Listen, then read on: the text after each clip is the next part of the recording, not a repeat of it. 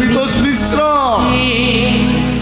ଏକା ମୁଁ ନୁହଁ, ମୋ ଚାରି ପାଖରେ ଥିବା ସମସ୍ତ ମଣିଷ ତତେ ଆଜି ଘୃଣା କରୁଛନ୍ତି। ତୁ ଭାବୁଛୁ ନା ତୋ ଫଟୋଟାକୁ ଜାଣିବାକୁ କାହିଁକି ମନା କରିଦେଲେ? ଆରେ ଦୟା କରିଦେଲି ତତେ, କ୍ଷମା କରିଦେଲି ତତେ। ଆମେ କେହି କାହାଠାରୁ କମ୍ ନଥିଲେ, ହେଲେ ଆଜି ମତେ ଦେଖ, ଏ କୋଠା ବାଡ଼ି, ଏ ବ୍ୟାଙ୍କ ବାଲାନ୍ସ, ଏ ଧନ ସମ୍ପତ୍ତି, ଏ ସବୁର ମାଲିକ ହଉଛି ମୁଁ।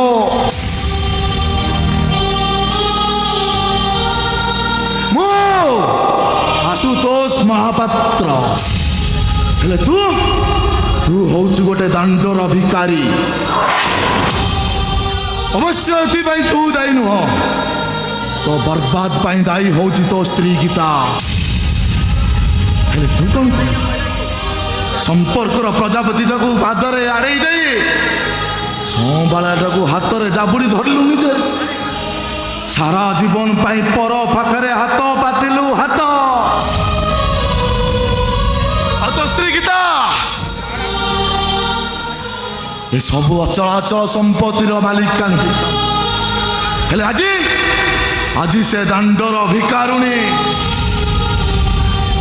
କାନ୍ଦୁଛି। ସେ ଗୀତା ଆଇଛି, ସକାଳେ ଖାଇଲେ ରାତିରେ ଉପବାସ, ଓଳିଏ ଖାଇଲେ ଓଳିଏ ଉପବାସ। ପାଇଛି ମତେ ବେଇମାନ କରିବାର ହିସାବଟା ଠିକ ବାବଦରେ ପାଇଛି। ପ୍ରତାରଣା ଦେଇଛି, ବର୍ବାଦ ହେଇଛି। ପ୍ରତିଶ୍ରୁତି ଭାଙ୍ଗିଛି, ଆଖିରୁ ଲୁହ ଗଡ଼ଉଛି।